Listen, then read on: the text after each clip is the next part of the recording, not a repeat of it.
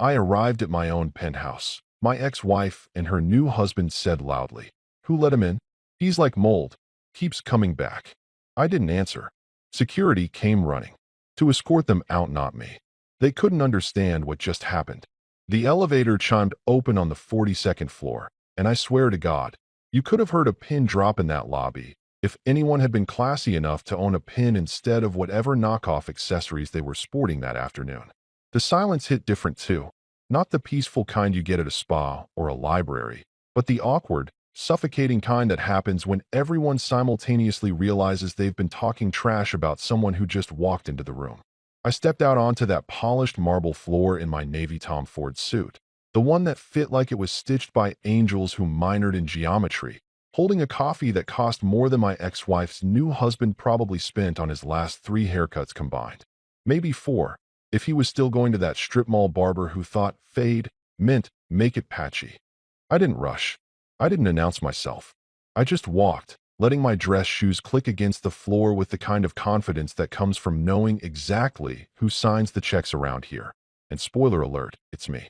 The lobby was packed with the usual suspects. Trust fund kids pretending to have jobs, retired lawyers pretending to have hobbies, and my personal favorite, people who spent more time in the building's gym taking mirror selfies than actually lifting anything heavier than their own egos. They were all staring now, faces frozen somewhere between confusion and that special brand of horror you get when you realize you might have severely underestimated someone. And then, of course, there she was. Jessica, my ex-wife, standing near the concierge desk like she owned the place, which was hilarious considering I literally own the place now. But we'd get to that fun little reveal in a minute. She was wearing one of those outfits that screamed, "I have money," but whispered, "I'm also 3 credit cards deep in denial." Her voice cut through the silence like nails on a chalkboard, or better yet, like someone dragging a fork across a plate at a fancy restaurant while everyone else is trying to enjoy their overpriced scallops. "Who let him in?" she announced loud enough for the people on the 41st floor to probably hear. "He's like mold. Keeps coming back no matter how many times you scrub it off." Oh, Jessica. Still dramatic. Still broke, even if she refused to admit it. Still acting like the universe revolved around her and her overpriced handbag collection. I almost laughed, but I'm a professional now, so I just took a slow sip of my coffee instead, letting the moment marinate. The thing about people like Jessica is they never learn that silence can be a weapon. They fill every gap with noise because they're terrified of what might happen if they actually had to sit with their own thoughts for 5 consecutive seconds. I didn't answer her, didn't even glance in her direction, which I knew would piss her off more than any comeback I could have delivered. When you've been married to someone for 3 years, you learn their triggers, and Jessica's biggest one was being ignored. She craved attention the way plants crave sunlight. Except plants actually contribute oxygen to the world, so really, there's no comparison. The lobby was still frozen, everyone waiting to see what would happen next, like this was some kind of reality TV show, and they were all extras hoping to get camera time. I could see Mark, the daytime concierge, practically sweating behind his desk, probably running through every possible scenario in his head and trying to figure out which one wouldn't get him fired. Poor guy. He was good at his job, always remembered names, always had packages ready before you even asked. I made a mental note to slip him a nice bonus later for having to deal with this circus. That's when I heard the footsteps. Heavy, purposeful, the kind that belonged to people who got paid to solve problems. Security. 3 of them, actually, all wearing those crisp uniforms that made them look like they moonlighted as Secret Service agents. They moved through the lobby with the kind of efficiency that suggested they'd done this before, though probably not under these exact circumstances. The crowd parted like the Red Sea. Everyone suddenly very interested in their phones or the abstract art on the walls that nobody actually understood, but everyone pretended to appreciate. Here's where it got good. Here's where karma showed up fashionably late, but with impeccable timing. The head of security, a guy named Frank who'd worked in the building for 15 years and had probably seen every kind of drama imaginable, walked straight past me. Didn't even pause. Just gave me a slight nod.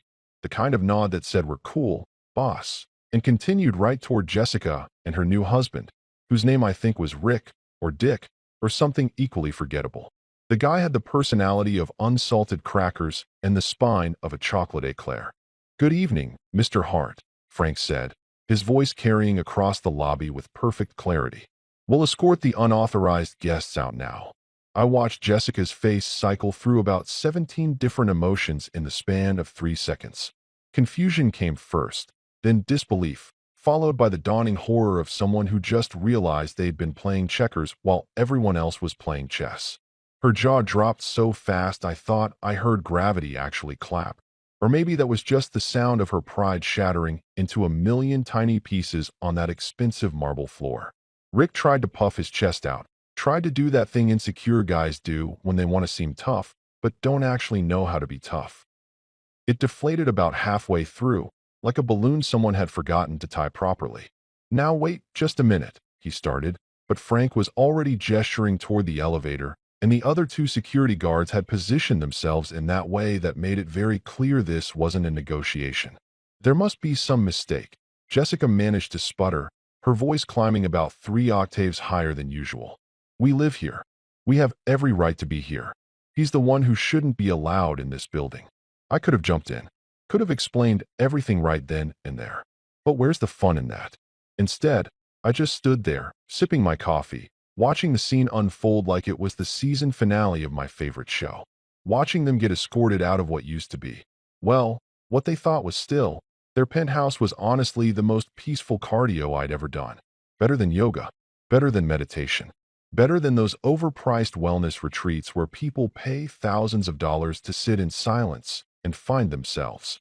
As Frank guided them toward the elevator, Jessica kept twisting around, trying to make eye contact with me, probably hoping I'd intervene or at least acknowledge the absurdity of the situation. But I just raised my coffee cup slightly, a tiny salute to the universe's sense of humor, and smiled. Not a big smile, not a gloating smile, just a small, satisfied smile that said everything that needed to be said. The elevator doors closed on Jessica's protests and Rick's impotent indignation, and just like that, the lobby came back to life. People started moving again, whispering to each other, probably already composing texts and social media posts about what they'd just witnessed. Mark behind the concierge desk looked like he'd just survived a near-death experience, and I made my way over to him. "Interesting afternoon," I said casually. Mark managed a weak smile. "Welcome home, Mr. Hart. Welcome home indeed. Mold always finds its way back, and sometimes it brings the deed to the building with it." As the elevator doors slid shut behind Jessica and Rick, or Dick, honestly, I still wasn't sure and didn't care enough to check. I caught my reflection in the mirrored wall panels of the lobby. You know those mirrors they install in expensive buildings that somehow make everyone look better than they actually do? Like they've got some kind of Instagram filter built into the glass. Yeah, I was standing there looking at myself, and for once, I actually liked what I saw. Calm, controlled, maybe a little smug, sure, but in a polite, revenge served cold on marble floors with a side of poetic justice kind of way. My tie was straight. My hair was doing that thing where it looked expensive without looking like I tried too hard. Even my posture screamed, I've got my life together and a decent investment portfolio. 2 years ago, almost to the day, those same people, Jessica and her crew of enablers and social climbers, had kicked me out of this exact building. Well, technically the building management had done the physical kicking, but Jessica had been the one orchestrating the whole performance like she was conducting a symphony of humiliation. I remember that day with the kind of clarity that makes you wonder if trauma just burns certain memories into your brain with a blowtorch. They'd called me a charity case with bad luck and worse taste, which was rich coming from people who thought decorating with live, laugh, love signs counted as having personality. I can still see it playing out in my head like some kind of twisted movie I never wanted to be the star of. Me, carrying cardboard boxes that were too heavy and too full because I'd run out of packing tape and had to use that cheap clear tape that doesn't actually stick to anything. Walking past Jessica's designer heels. Those red-bottomed Louboutins she'd bought with what was technically our joint account, but practically her personal shopping fund. She'd been standing there in the lobby, arms crossed, wearing sunglasses indoors like she was some kind of celebrity hiding from paparazzi, except the only cameras around belonged to the building's security system. Her boyfriend at the time. Yeah, she'd already moved on before the divorce papers were even filed, because apparently that's what people with traditional values do these days, had been there too. Some finance bro named Chad or Brad, or one of those names that sound like a tennis grunt. He was wearing a polo shirt with the collar popped, which should be illegal in all 50 states. And he had this smirk on his face like he'd just won a championship he didn't even know he'd entered. The guy had the personality of a wet cardboard box and the emotional depth of a parking lot puddle. But apparently he had enough money to make Jessica forget about little things like loyalty and marriage vows. "Need any help packing?" he'd asked, that smirk getting wider, and I could hear the condescension dripping off every word like syrup on pancakes. Except this syrup was poisoned and the pancakes were made of spite. I'd looked at him, looked at Jessica, looked at the boxes in my arms, and said the only thing my pride would allow me to say at that moment. No. Just that. No explanation. No additional commentary. Just a flat, definitive no. Because even when you're at rock bottom, even when you're being escorted out of what used to be your home by security guards who are trying really hard not to make eye contact, you've still got to have some standards. I prefer doing my own heavy lifting, always have. Builds character. Also prevents you from owing favors to people who would absolutely hold it over your head for the rest of your natural life. The lobby had been full that day too, packed with residents and their guests, all of them watching the show like I was the afternoon's entertainment. Some of them had the decency to pretend they weren't staring, suddenly becoming very interested in their phones or the potted plants that probably cost more than my car at the time. Others just straight up gawked, probably already mentally composing the text messages they'd send to their friends about the poor bastard getting kicked out. I'd made 3 trips up and down that elevator, each one more humiliating than the last, and by the end of it, my back was killing me, my pride was demolished, and I'd sworn to myself that if I ever made it back, it wouldn't be as someone's charity case or pity project. Now here I was, standing in that same lobby, except this time the name on the building's deed was mine. Adrian Hart. Not Reynolds Tower anymore. They'd renamed it Hart Tower about 6 months ago, right after the acquisition went through and all the legal paperwork got sorted out. I'd kept it quiet, didn't make a big announcement, didn't throw some tacky party with champagne fountains and ice sculptures. Just changed the name and updated the official records like you'd update your phone number. Clean. Professional. Understated. Funny how property transfers and karma share a delivery schedule. Like they're both using the same cosmic Amazon Prime account, and someone finally paid for expedited shipping. I walked over to the seating area where they had those uncomfortable modern chairs that looked like art installations but felt like sitting on geometric punishment. Nobody was sitting in them. Nobody ever sat in them, because they were designed by some minimalist architect who'd apparently never experienced the human need for lumbar support. But they photographed well, and that's what mattered in buildings like this. I set my coffee down on the glass table, watching the condensation ring form, knowing the cleaning staff would wipe it away in approximately 4 minutes, because that's how often they did rounds in the lobby. Mark was still behind the concierge desk, trying to look busy but obviously dying to say something. The guy had been working here since before I'd moved in the first time, back when I was still married and still naive enough to think expensive zip codes meant something about your worth as a person. He'd always been decent to me, even during the eviction, which is more than I could say for most people in this building. Hell of a thing, huh? I called over to him. He glanced around like he was checking for witnesses, then walked over, lowering his voice even though the lobby was basically empty now. "Mr. Hart, I've got to say, I've been working in luxury buildings for 23 years, and I've never seen anything quite like that." "Like what? The eviction then, or the eviction now?" "Both. Neither. I don't know, man." He shook his head, and I could see he was trying not to smile. "When you left 2 years ago, she was up here every day for a month, making sure everyone knew you were gone. Talking about how she'd upgraded her life. How she'd moved on to better things." Better things meaning what? A guy who thinks craft beer is a personality trait. Mark actually laughed at that. A real laugh, not the polite chuckle people give when they're trying to stay professional. "You want to know the really funny part? Last week, she was in the lobby on her phone, loud as always, complaining about the new building management. Said they were unreasonable and clearly didn't understand who she was. I wanted to tell her right then who signed my paychecks now, but Frank told me to let it play out naturally. Frank's a smart man. Give him a raise. You're the boss now. You can give him a raise yourself." Boss. Owner. The guy whose signature determined whether the lobby got fresh flowers daily or weekly. Whether the gym equipment got upgraded or stayed vintage. Whether certain former residents got to stay or got an express ticket to the curb. It was surreal, honestly. Like I'd stepped into an alternate universe where past Adrian had won the lottery and present Adrian was just catching up with the program. I picked up my coffee, which was still somehow the perfect temperature despite the chaos of the last 15 minutes. You know what the weirdest part is, Mark? I don't even feel that good about it. I thought I would. Thought it'd be this big, triumphant moment where I felt vindicated and powerful and all that stuff they talk about in those revenge movies. But mostly I just feel tired.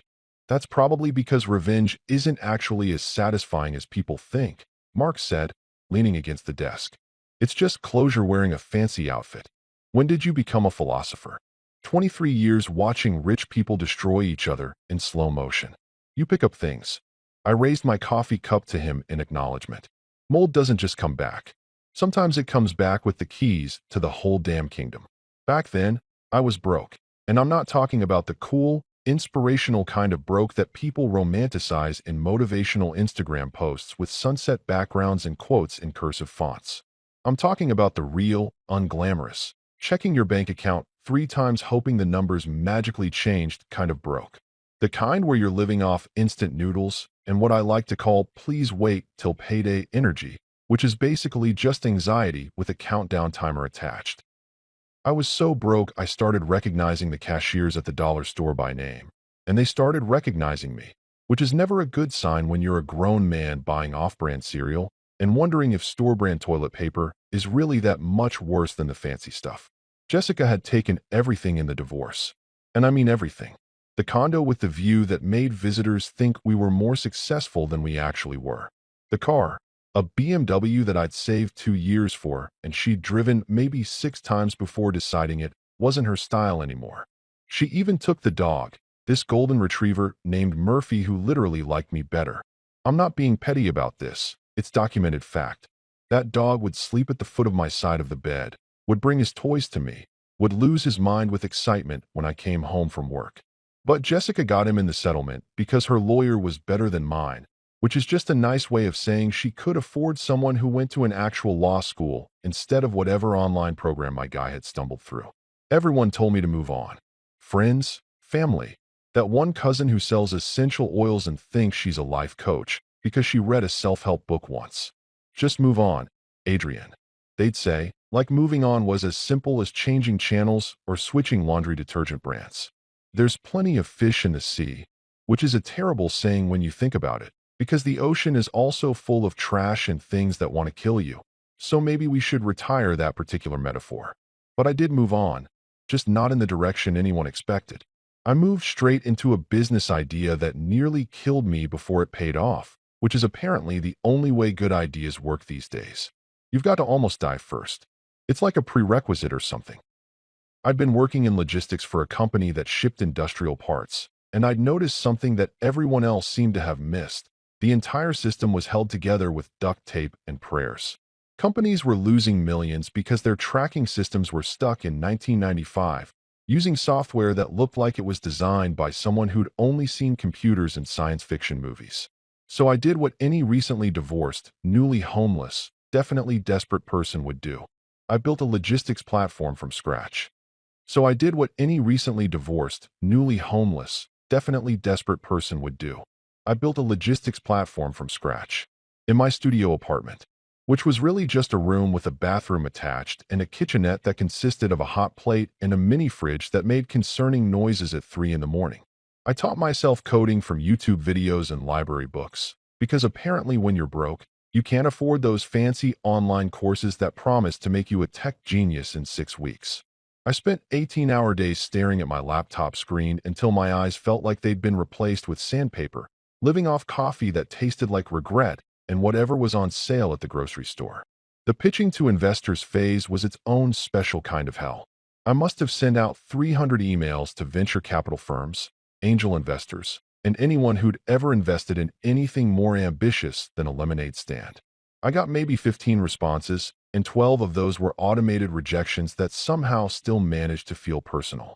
The other 3 were meetings that went about as well as you'd expect when you show up to a sleek downtown office wearing a suit you bought at a thrift store and pitch a logistics platform to people who couldn't even spell logistics without autocorrect.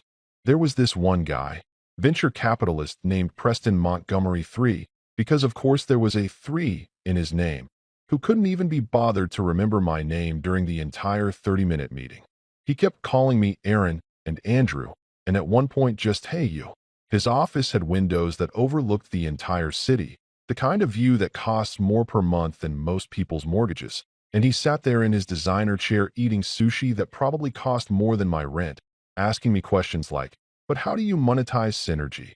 Which isn't even a real question, Preston. Synergy isn't a thing you monetize. It's a buzzword people use when they want to sound smart in meetings.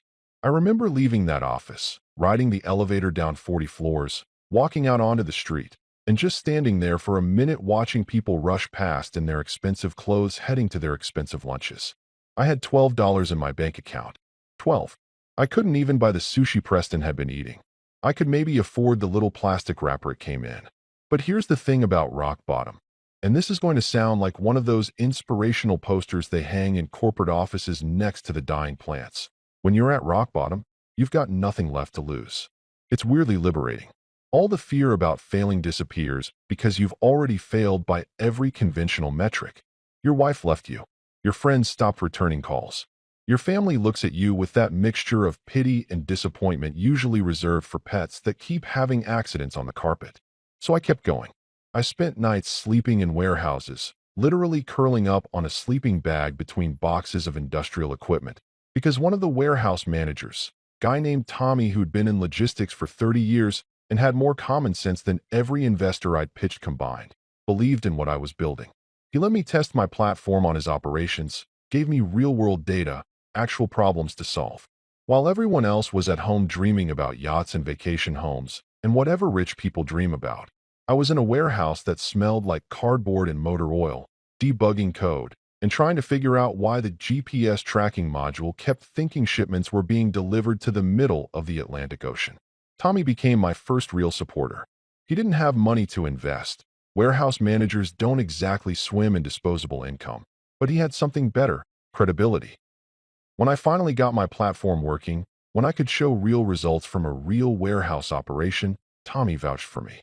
He made calls to people he knew in the industry, showed them the numbers, explained how my system had cut his processing time by 40% and reduced errors by even more. Those calls led to more meetings. Better meetings. Meetings with people who actually listened instead of checking their phones every 30 seconds. I landed my first client, a mid-sized shipping company that was desperate enough to try something new. Then another. Then another. The platform worked. The word spread. Suddenly, the same investors who'd ignored my emails were calling me, asking if I was still looking for funding, which is corporate speak for, we screwed up and now we want to pretend we didn't. Now those same investors who couldn't spell my name, looking at you, Preston Synergy Montgomery III, were begging me to sign autographs on contracts, like I was some kind of celebrity instead of just a guy who got tired of eating ramen and decided to do something about it. Life's funny like that. It gives you lemons, watches you struggle to make lemonade with no sugar and questionable water. Then if you hold on long enough and don't die from stubbornness, it lets you buy the entire orchard, the lemon processing plant, and Preston's fancy office building just for spite. While Jessica was busy posting pictures of her penthouse on Instagram with captions like "living my best life" and "blessings on blessings" accompanied by way too many sparkle emojis and hashtags that nobody actually searches for, I was busy doing something a little more substantial. I was buying the company that owned the building. The whole building. All 47 floors of it. Including the penthouse she was photographing from 17 different angles like she was running a real estate showing for her 3,000 followers who were probably mostly bots anyway. The acquisition took about 4 months from start to finish, which in the world of commercial real estate might as well be light speed. Normally these things drag on longer than a family dinner where someone mentions politics. Just endless negotiations and due diligence and lawyers arguing about comma placements and contracts like they're defending doctoral theses. But I had something most buyers don't have, motivation that went beyond just return on investment. I had spite. Beautiful, focused, financially backed spite. And let me tell you, spite is one hell of a motivator when you combine it with actual capital and a team of lawyers who bill by the quarter hour. My attorney, A woman named Patricia Chun, who could probably negotiate world peace if we paid her enough and gave her decent coffee, had looked at me like I'd lost my mind when I first told her what I wanted to do. We were sitting in her office, all glass and steel and those weird modern chairs that cost a fortune but feel like sitting on geometry, and I'd just laid out my plan to acquire Reynolds Property Group, the company that owned Hart Tower, which at that point was still called Reynolds Tower because I hadn't gotten around to the fun part yet. Let me get this straight, Patricia had said, taking off her glasses and rubbing the bridge of her nose in that way people do when they're trying to process something that seems simultaneously brilliant and insane. You want to buy an entire property management company, which owns 17 buildings across 3 states, just so you can own one specific building where your ex-wife currently lives? When you say it like that, it sounds petty. Adrian, it is petty. It's the most expensive petty I've ever seen. And I once represented a guy who bought a yacht just to park it in front of his business rival's beach house and block the view. Okay, but hear me out, I'd said, leaning forward in my chair. One of the few comfortable ones in her office, probably kept specifically for clients having minor breakdowns. Reynolds Property Group is actually undervalued right now.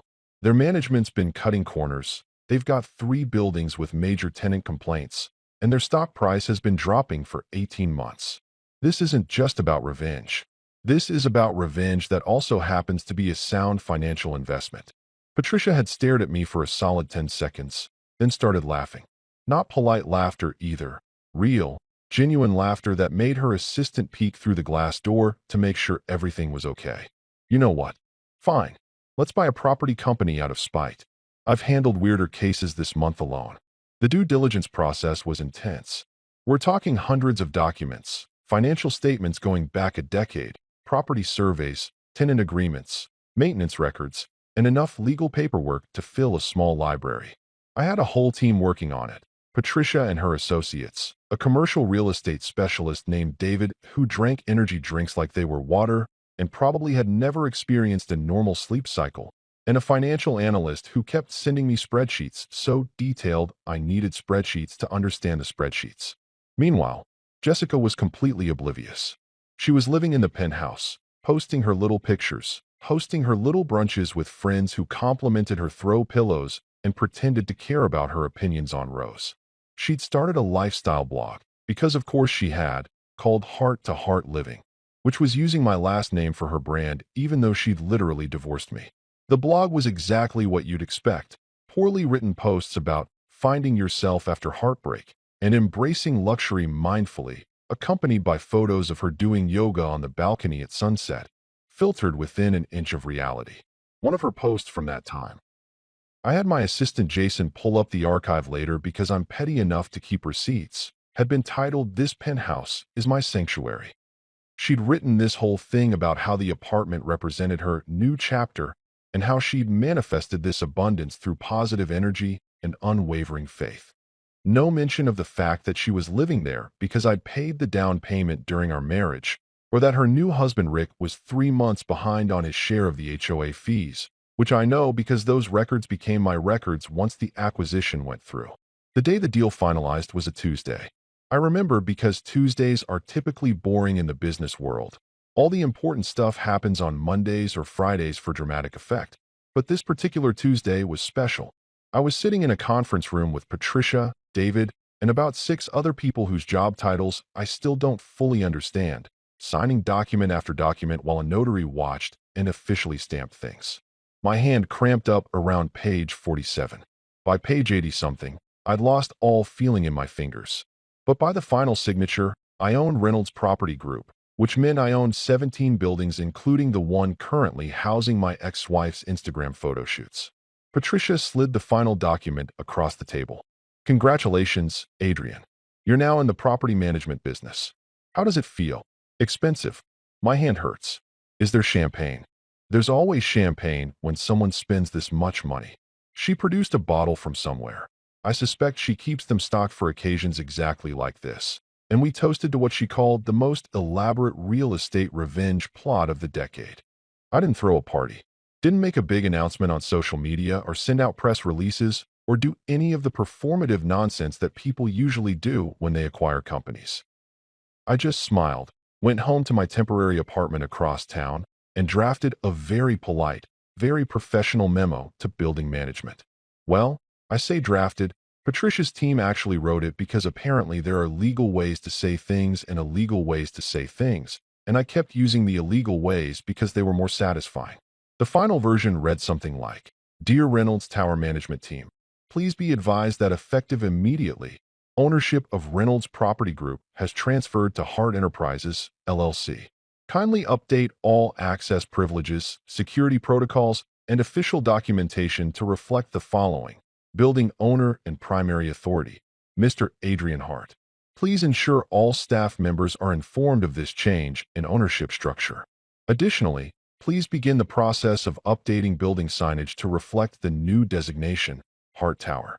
Thank you for your continued professionalism and service. Professional. Polite. Absolutely devastating if you knew the context. The memo went out on a Wednesday morning at 9 a.m. sharp. I made sure it was sent to every single person on the management team, the security staff, the maintenance crew, and all the department heads. I wanted zero confusion about who signed the paychecks now. The building manager called me within 20 minutes, sounding slightly panicked, asking if this was real or some kind of elaborate prank. I assured him it was very real and that his job was safe as long as he followed the new protocols, which seemed to calm him down considerably. Apparently, Jessica missed the email. Actually, several emails. The building management had sent out 3 separate notifications to all residents about the ownership change, and she'd ignored every single one. Probably too busy curating her Instagram feed or writing blog posts about living authentically while using Valencia filter on every photo. Her husband Rick had missed them too, which tracked because the guy had the attention span of a goldfish with ADD. So when she stood there in the lobby that fateful day, shouting about mold and access privileges, and who did I think I was waltzing into her building, I'd felt something close to joy. Pure, uncomplicated joy mixed with a healthy dose of vindication and just a sprinkle of, I told you so, energy. You can't do this, she'd shrieked, her voice hitting notes that probably shattered glass somewhere in the building. I'd taken a slow, deliberate sip of my coffee, the expensive kind from that place downtown that spelled your name wrong on purpose because they thought it was quirky, and smiled. Technically, I can.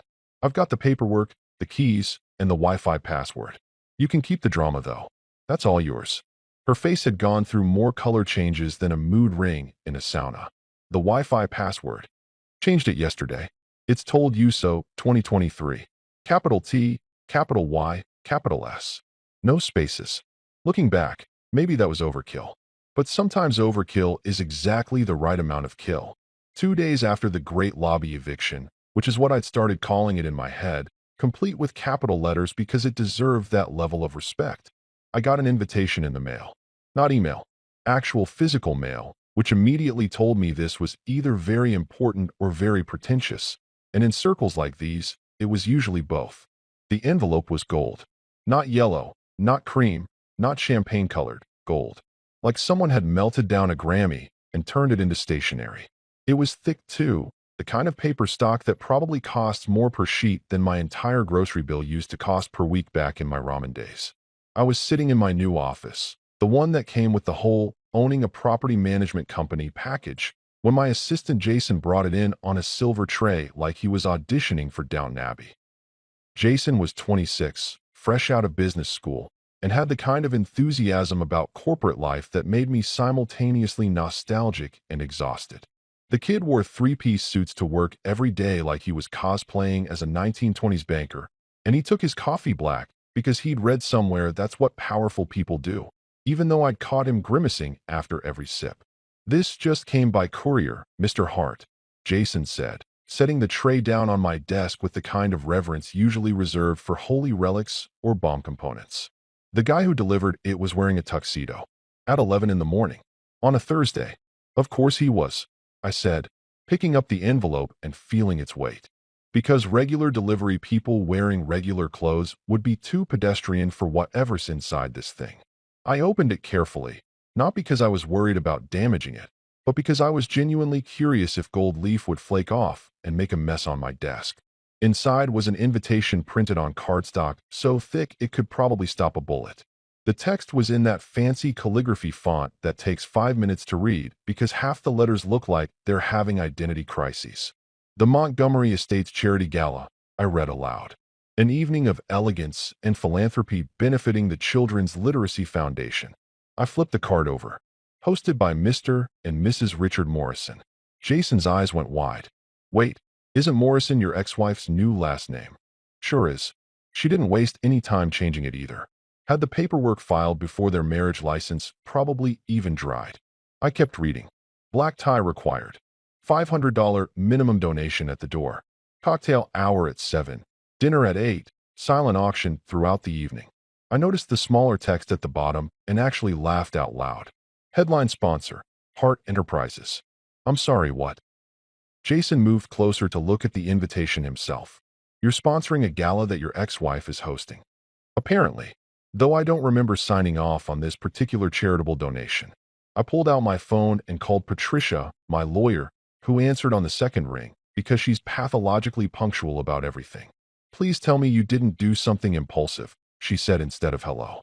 Why does everyone assume I'm impulsive? I'm very measured, very thoughtful. You bought an entire property company to evict your ex-wife. That was measured spite. Completely different. I put the phone on speaker so Jason could hear.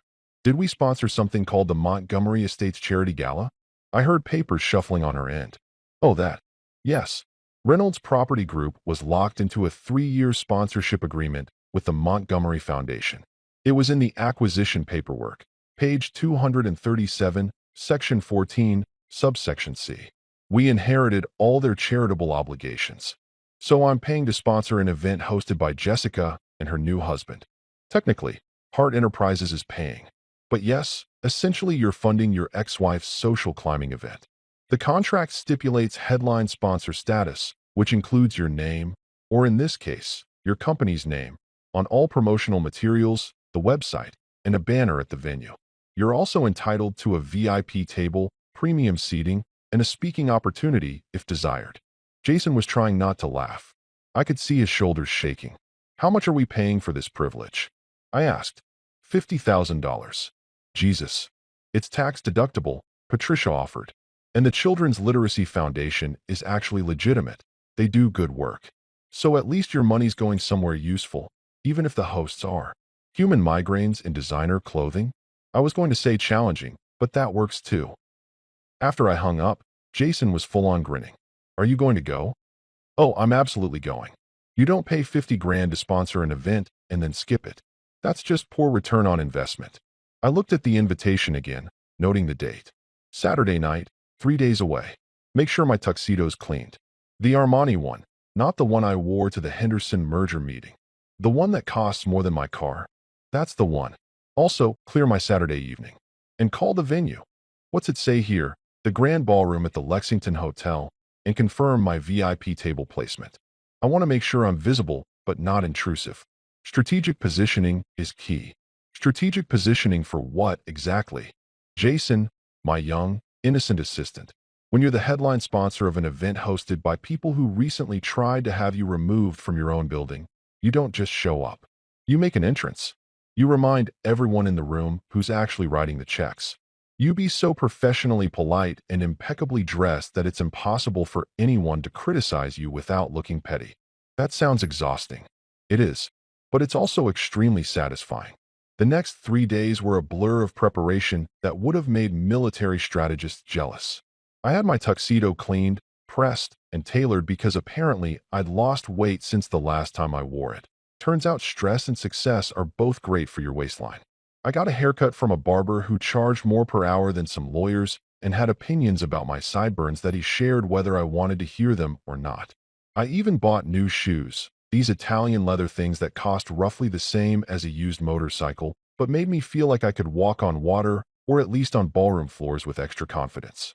Saturday evening rolled around with the kind of dramatic timing that only happens in real life when the universe is feeling cinematic. I showed up at the Lexington Hotel at 7:15. Not too early to seem eager, not too late to seem rude. Right in that sweet spot of fashionably punctual.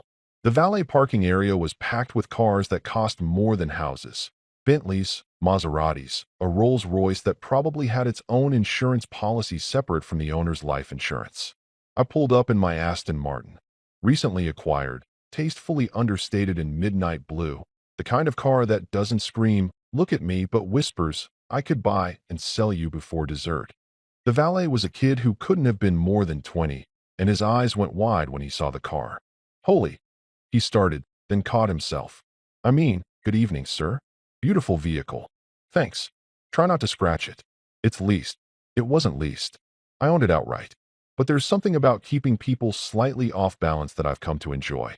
I handed him the keys and a $50 bill, then walked toward the hotel entrance where other guests were arriving in clusters, all of them dressed like they were attending the Oscars or a royal wedding. The men wore tuxedos that probably came with instruction manuals. The women wore gowns that defied physics and probably required engineering degrees to put on correctly.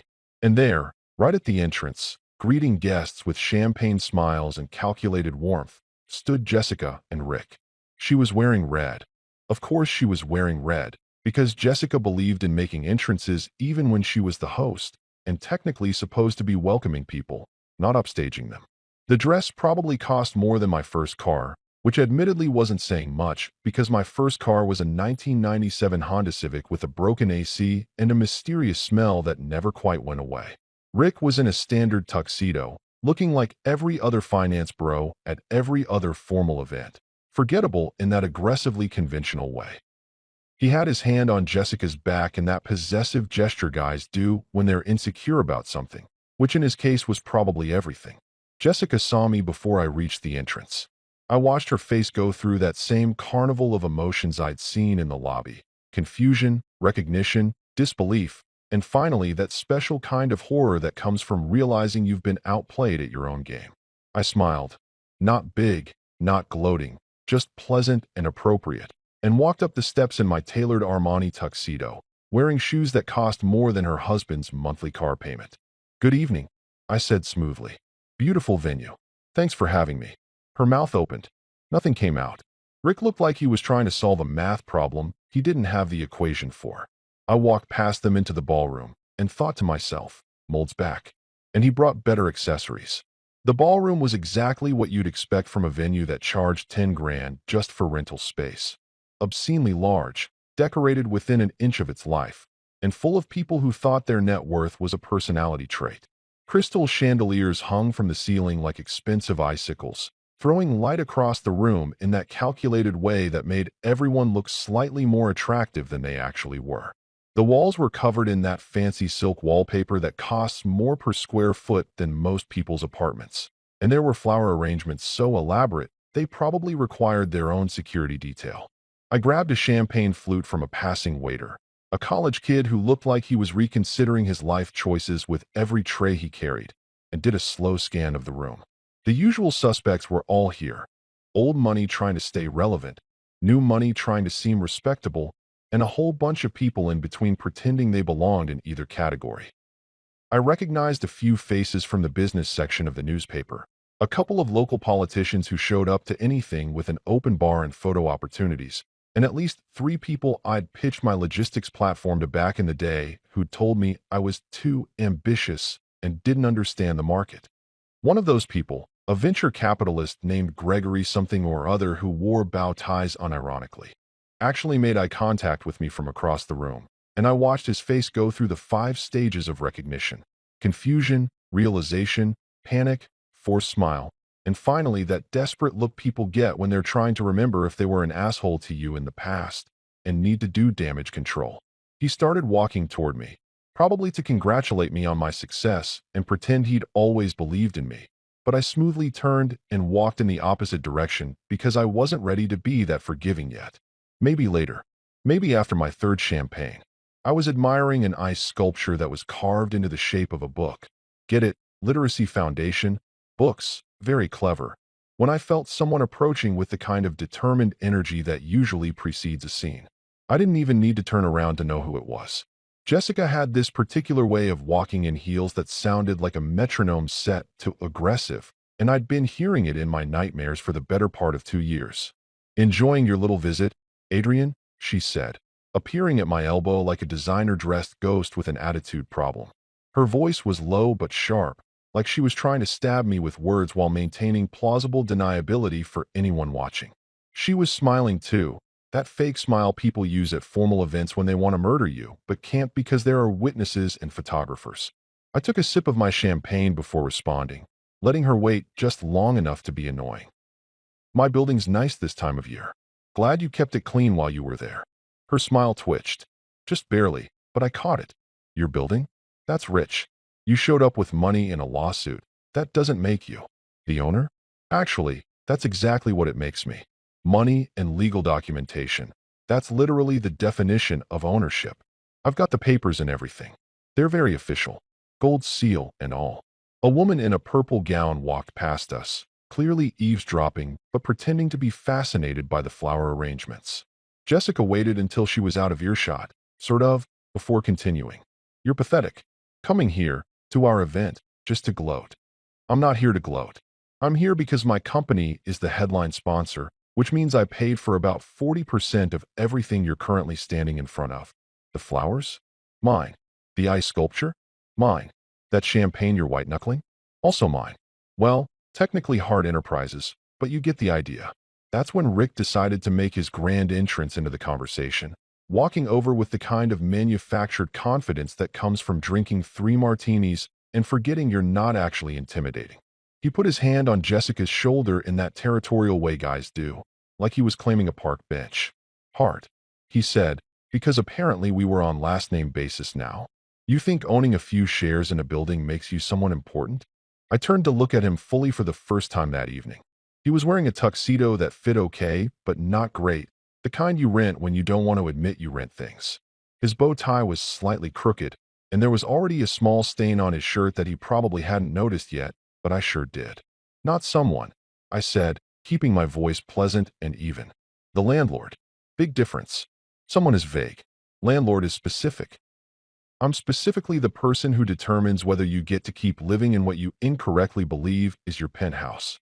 Rick's face went through more color changes than a sunset time-lapse. He opened his mouth to respond, probably to say something about lawyers or rights or whatever script guys like him rehearse in the mirror, but he was interrupted by the sound system crackling to life. Ladies and gentlemen, a voice boomed across the ballroom, belonging to Charles Montgomery, the foundation's chairman and a guy who looked exactly like you'd imagine someone named Charles Montgomery would look. Silver hair, expensive tan, teeth that were definitely not the ones he was born with. If I could have your attention, please. We're about to begin the formal portion of our evening. The crowd started moving toward their assigned tables, which were marked with little cards that probably cost $50 each because everything at events like this cost $50 each. I noticed Jessica and Rick reluctantly heading toward the main host table near the stage, and I made my way to my VIP table, which was positioned perfectly, close enough to be prominent, far enough to maintain mystique. Sitting at my table were a few people I didn't know and one person I did, Margaret Chun, a board member of the Literacy Foundation and also, coincidentally, Patricia's aunt. She was in her 60s, wearing an emerald green dress, and had the kind of sharp eyes that suggested she'd already figured out exactly what was happening and was here for the entertainment value. Adrian Hart, she said as I sat down. I was wondering when you'd show up. My niece has told me very interesting things about you. Only good things, I hope. She said you bought an entire company out of spite. I told her that's the best reason to buy anything. Spite and revenge are excellent motivators. Much better than profit margins. I was starting to really like Margaret. Charles Montgomery continued his opening remarks, thanking everyone for coming, praising the foundation's work, throwing around statistics about childhood literacy that were probably accurate but delivered with the enthusiasm of someone reading a phone book. Finally, he got to the part I'd been waiting for. And now, I'd like to take a moment to thank our sponsors, particularly our headline sponsor, whose generous contribution has made this evening possible. He paused for dramatic effect, which is when I knew he'd been coaching this moment.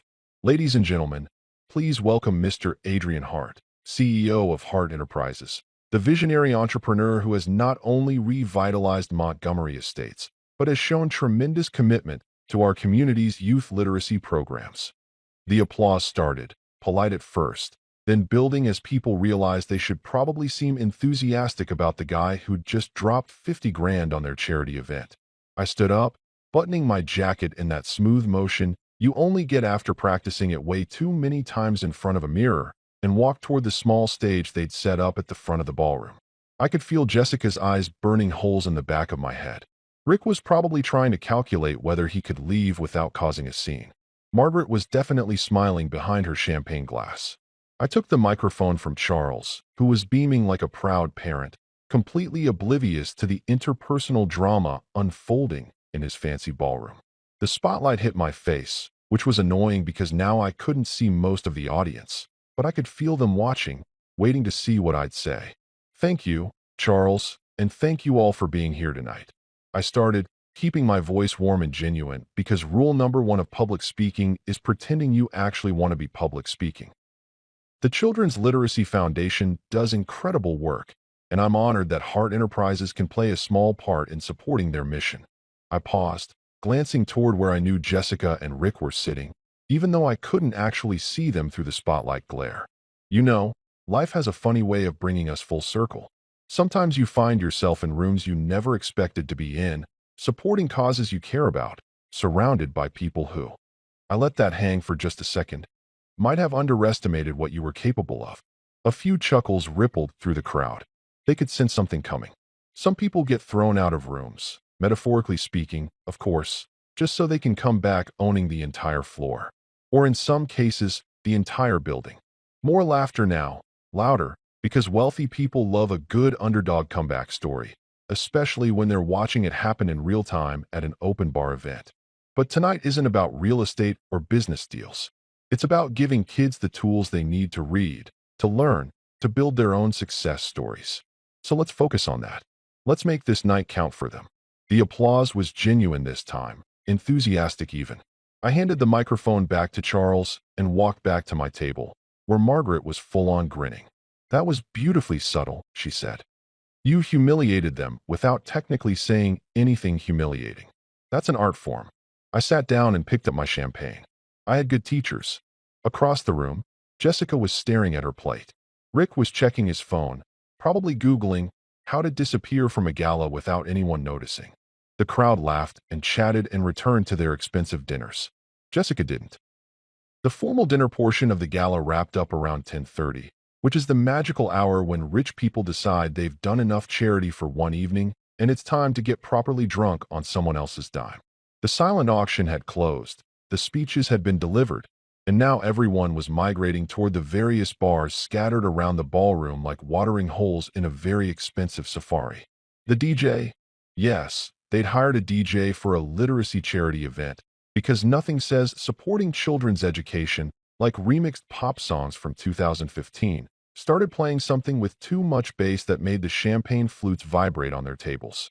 I was standing near the champagne bar in the corner, the quieter one that most people hadn't discovered yet, because it was tucked behind a decorative column and required actually walking more than 15 feet from the main action. I'd learned a long time ago that the best conversations happen away from the crowds, and the best drinks get poured when the bartender isn't slammed with orders from people who can't decide between Pinot Grigio and Sauvignon Blanc like it's a life-altering decision. The bartender, a guy named Marcus who I'd been chatting with for the past 10 minutes, because I'm not above being friendly to service workers, unlike most people in this room, was telling me about his plans to open his own cocktail bar when I felt that familiar presence approaching. You know how they say you can sense when someone's staring at you? It's like that, except it's less mystical and more that Jessica wore the same perfume she'd worn during our entire marriage, and my brain had been trained to associate that particular scent with incoming conflict. Adrian, she said, appearing around the column like a red-dressed shark that had finally located its prey. Her hair was slightly less perfect than it had been at the beginning of the evening, and there was a tightness around her eyes that suggested the night wasn't going the way she'd planned. We need to talk. Marcus, bless him, immediately found somewhere else to be, taking his bar towel and disappearing toward the other end of the bar like he'd just remembered urgent business with the ice bucket. Smart man. Probably had experience with domestic disputes masquerading as polite conversation. We're talking right now, I pointed out, taking a sip of my champagne. It was good champagne too, The kind that doesn't give you a headache the next day because it costs more than most people's car insurance. Unless this is going somewhere specific, in which case, I should probably warn you I've already had 3 glasses of this stuff, and my filter is operating at reduced capacity. Jessica glanced around, checking to see who was in earshot. There were a few couples standing about 10 feet away, pretending to be interested in a painting on the wall that was probably worth more than a house, but looked like someone had sneezed colors onto a canvas. Her friend Melissa, or was it Madison? One of those M names that all sound the same, was hovering near the main bar, very obviously watching us while pretending to text someone. "You love this, don't you?" Jessica hissed, keeping her voice low but somehow managing to make it sound like she was yelling through a megaphone. "It's a skill, really, being passive-aggressive at formal events. They should teach classes. You love humiliating me in front of everyone I know." I considered this while taking another sip of champagne. "Not really," I said, being honest for possibly the first time all evening. "It's just a bonus. Like getting fries with your burger when you only ordered the burger. Unexpected but welcome." Her jaw clenched. She had this thing she did when she was angry where her left eye would twitch slightly, and it was twitching now like it was trying to send Morse code. This whole thing, buying the building, showing up here, that speech, it's all just you trying to prove something. Prove what exactly? That I'm successful? That I survived our divorce? That I can wear a tuxedo without looking like I'm playing dress up? I set my champagne glass down on the bar. "Jessica, here's the thing you never understood about me. I'm not doing any of this to prove anything to you. I'm doing it because I can, and because it turns out I'm actually pretty good at it. You think you've won?" Her voice was getting higher now, that pitch that dogs can probably hear from 3 blocks away. The couple near the painting had stopped pretending to care about art and were now fully invested in our conversation. "You think buying a building and throwing money at a charity makes you better than me? You're still alone, Adrian. You're still the same guy who spent his Friday nights working instead of living. You're still—" "Going to stop you right there," I interrupted, holding up one hand. "First of all, yes, I'm alone. I prefer my own company these days. It's quieter, more predictable, and I actually return my own phone calls, which is more than I can say for some people. I'll let that sink in for a second. Second, those Friday nights working? That's what paid for this tuxedo, this building, and about 40% of your party. So maybe let's not criticize the work ethic that's currently funding your social calendar." Melissa or Madison had moved closer, no longer even pretending to be subtle about eavesdropping. She was wearing a silver dress that looked like aluminum foil had evolved into formal wear, and her expression was that perfect mix of scandalized and delighted that people get when they're witnessing drama that doesn't directly involve them. "My social calendar?" Jessica laughed, but it was that bitter laugh people do when they're not actually amused. "God, you really think this is about money, don't you? You think you can just buy your way into respect and happiness?" "I don't think I can buy happiness," I said calmly. "But I can buy excellent champagne, which is pretty close. And respect? That's earned, not bought. I earned mine by building something from nothing while you were busy redecorating the penthouse with my money and pretending you'd manifested abundance." That's when Rick showed up, because of course he did. The man had the timing of a sitcom character written by someone who peaked in the first season. He was loosening his bow tie, actually untying it and letting it hang around his neck like he was in a cologne commercial, and his face had that particular flush that comes from either anger, alcohol, or both. "Everything okay here?" he asked, which was code for, "I'm inserting myself into this situation even though nobody asked me to." "Everything's fantastic," I said brightly. "Your wife and I were just discussing business models and personal growth." Very stimulating conversation. Rick stepped closer, trying to do that thing where guys use their physical presence to be intimidating. Except he was maybe an inch taller than me and had definitely skipped leg day for the past decade. "You need to leave Jessica alone. This whole thing," he waved his hand vaguely, encompassing the ballroom, the evening, possibly the entire concept of my existence. "It's harassment. We could get lawyers involved." I actually laughed at that. Couldn't help it. "Lawyers? Buddy, I've got lawyers. I've got a whole firm of lawyers. I've got lawyers who have lawyers." I leaned in slightly, lowering my voice. "And here's the fun part. I've already paid yours." The silence that followed was so complete you could hear the DJ transitioning between songs in the other room. Rick's face went through a color palette that would have made a sunset jealous. Red, purple, almost gray. Melissa or Madison had her hand over her mouth like she was trying to hold in a laugh or a gasp or possibly both. What? Jessica said, her voice barely above a whisper. Your legal fees from the divorce, I explained, speaking slowly like I was addressing children or people who'd had way too much champagne. The firm you used? Thompson, Becker, and Associates? They called me about 6 months ago because you were behind on your payments. Way behind. Like, we're considering collections behind. So I paid it. All of it. $37,000 and some change. Rick started, but I wasn't finished. I paid it because it was easier than listening to your lawyers harass my lawyers about your lawyers not getting paid. And also because there was something deeply satisfying about literally paying for the legal representation that helped take everything from me. It's poetic, in a karmic sort of way. Jessica looked like she'd been slapped with a fish. A expensive fish, but still a fish. Rick was trying to formulate words, his mouth opening and closing like he was trying to remember how language worked. Melissa or Madison had pulled out her phone and was definitely texting someone, probably everyone she knew. That shut him up faster than a Wi-Fi outage. I muttered, more to myself than anyone else, but Jessica heard it, and her eyes started twitching again, faster this time. She started. Heading out, actually, I said, checking my watch. It was a Rolex, because at some point I decided if I was going to play the part of successful businessman, I might as well commit to the accessories. Early morning tomorrow. Conference calls with Tokyo. Very important business things that you wouldn't understand because you're too busy manifesting abundance or whatever it is you do now. I nodded to Marcus the bartender, who'd been watching from a safe distance and looked thoroughly entertained. Thanks for the champagne. It was excellent. Then I turned to Jessica and Rick. Thanks for the gala. The ice sculpture was a nice touch. Very literacy themed. And I walked away, leaving them standing by the champagne bar, surrounded by eavesdroppers and social ruin, in a party they'd hosted with my money. Sometimes the best revenge is just showing up and being yourself, especially when yourself is doing significantly better than expected. The Monday morning after the gala, I walked into my office at 8:30 with a coffee and what I thought was going to be a peaceful start to the week. I had 3 meetings scheduled, a contract review that needed my signature, and absolutely zero interest in dealing with drama.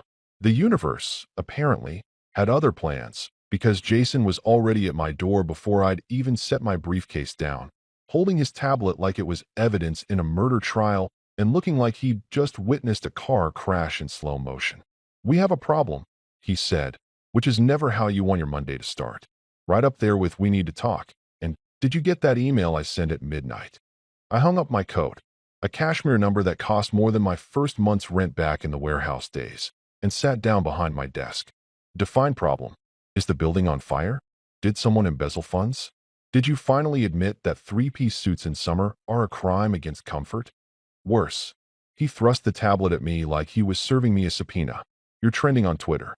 Well, X, whatever we're calling it now. And not in a good way. I took the tablet and scrolled through what can only be described as a dumpster fire of public opinion.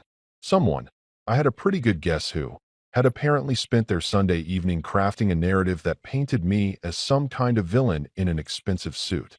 The hashtag heartless millionaire was trending locally, which would have been clever if it wasn't so stupid. The first article I clicked on was from some blog called City Elite Insider that I'd never heard of but apparently had enough followers to matter. The headline screamed in all caps, Adrian Hart stole building from ex-wife in elaborate revenge scheme.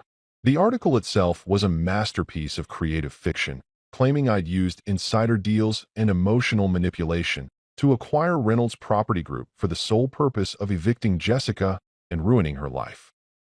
There were quotes from anonymous sources close to the situation, saying things like, he's obsessed with her, and this is clearly harassment disguised as business. Another article, this one from a slightly more legitimate news site, had gone with the angle, tech millionaire's messy divorce spills into real estate drama. It was more balanced, I give them that, but it still painted me as someone who'd let personal vendettas interfere with business decisions, which was only like 30% true if we're being honest. The Twitter, X, comments were even better. People who'd never met me, never heard of me before this weekend, had suddenly decided they knew exactly what kind of person I was. Typical rich guy behavior, one comment read. Can't handle rejection, so he uses money as a weapon. Another one said, imagine being so petty you buy a whole building just to kick out your ex small dick energy. That one had 3,000 likes. I handed the tablet back to Jason.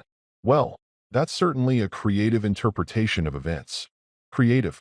Jason's voice cracked slightly.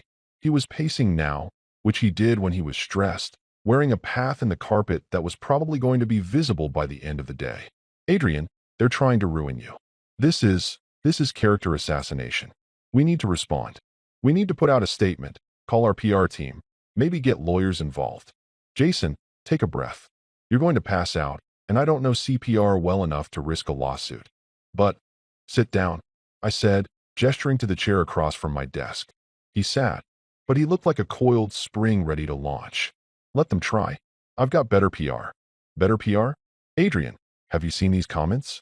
People are calling you everything from a narcissist to a, he glanced at the tablet, capitalist sociopath with emotional constipation. That last one doesn't even make sense medically. I leaned back in my chair. The expensive ergonomic one that I'd bought after my back started protesting the warehouse sleeping bag days. You know what's funny about internet outrage? It has the attention span of a goldfish with ADHD. Give it 48 hours, and they'll be mad about something else. A celebrity will say something stupid, a politician will do something corrupt, someone will post a bad take about pineapple on pizza. This will blow over. And if it doesn't, then we'll deal with it. But we're not going to panic and make it worse by looking defensive. I pulled up my email on my computer, scanning through the morning's messages. About 40 of them were from reporters asking for comments, which I was going to ignore with the kind of professional detachment I perfected over the years. Also, I might have already handled it. Jason's eyes narrowed. What do you mean, might have already handled it?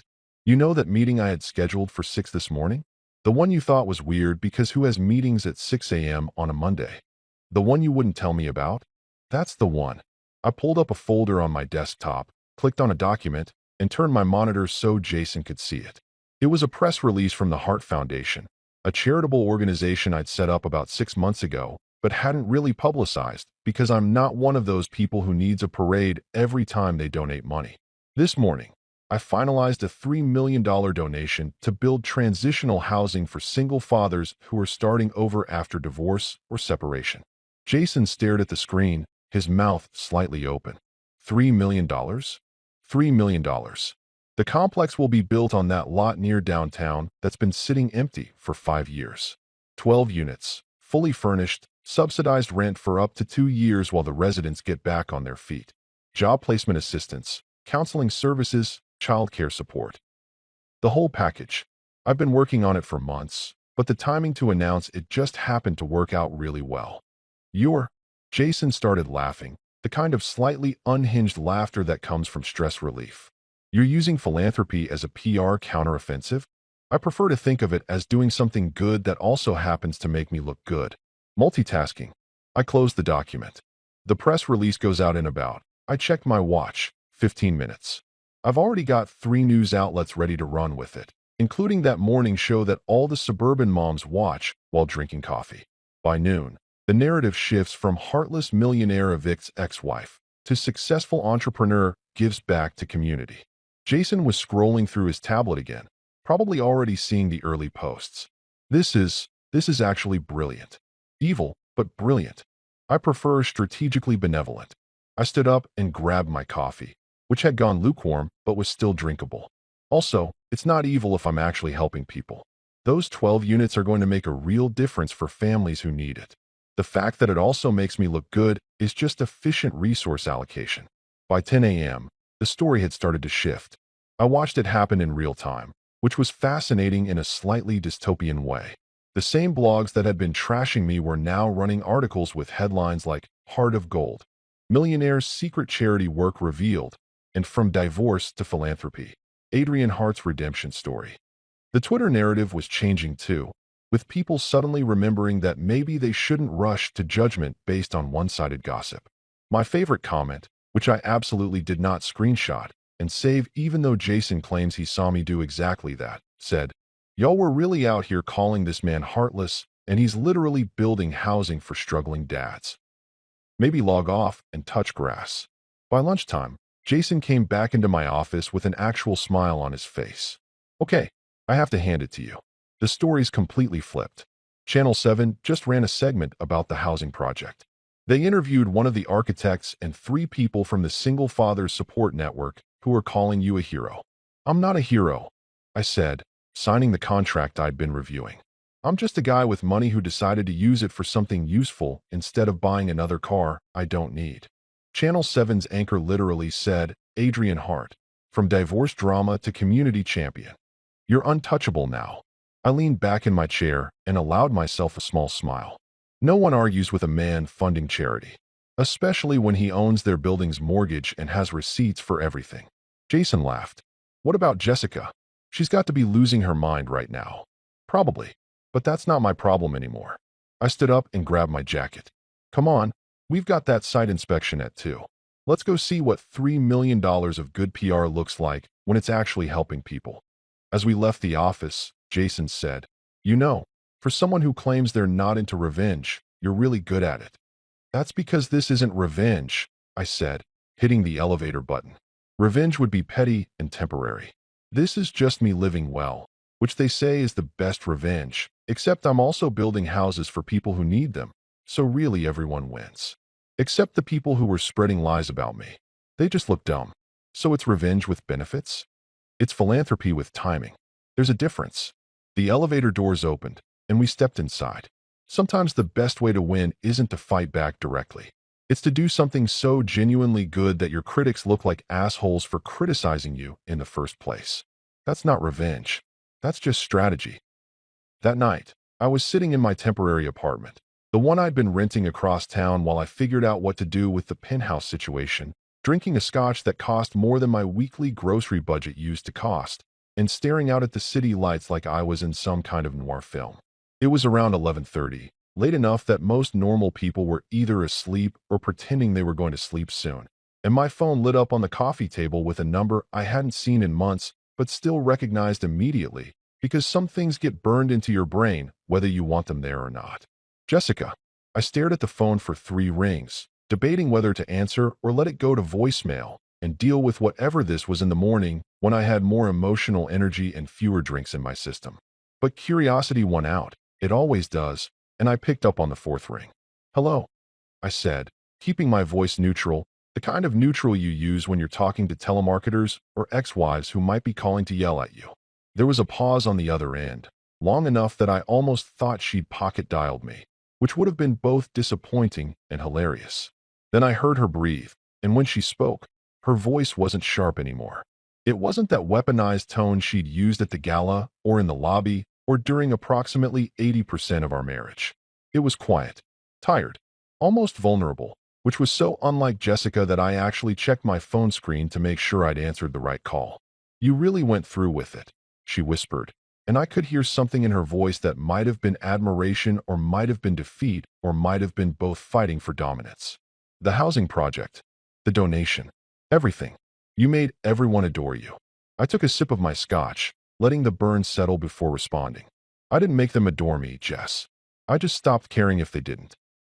Turns out when you stop performing for other people's approval, you accidentally become more likable. Who knew? There was silence on the line.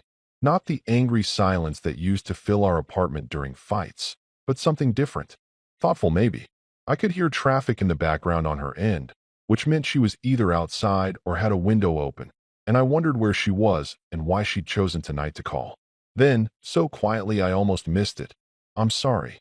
I sat up straighter on the couch, nearly spilling my drink because those were 2 words I never thought I'd hear from Jessica Morrison, formerly Jessica Hart.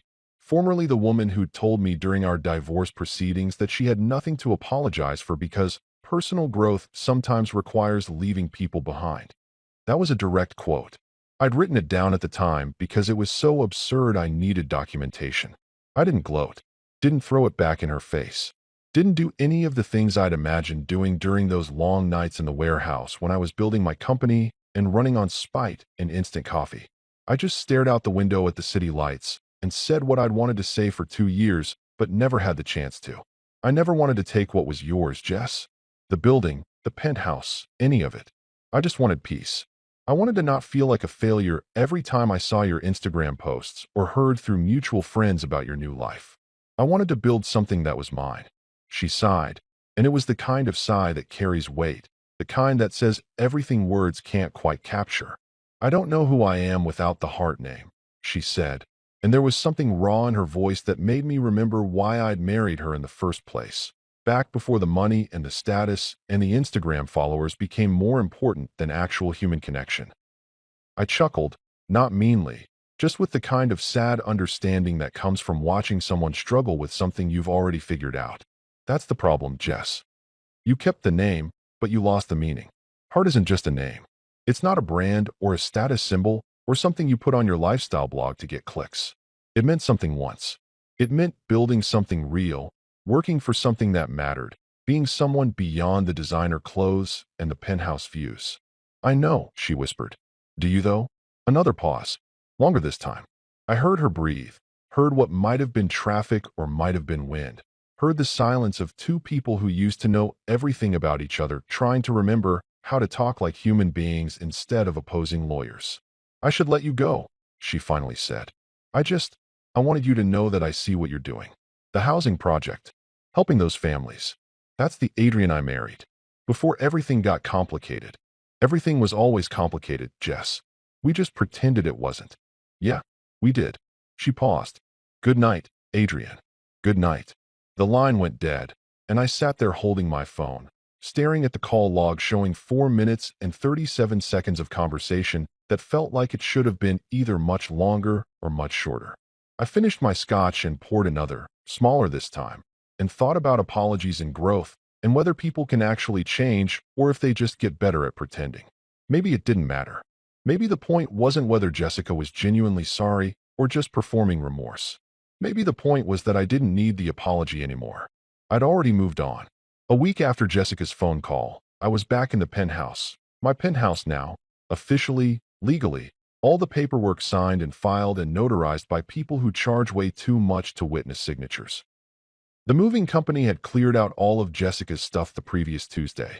3 guys who didn't ask questions and didn't make eye contact, just packed boxes and carried furniture like they were defusing bombs instead of relocating throw pillows that probably cost more than their weekly paychecks.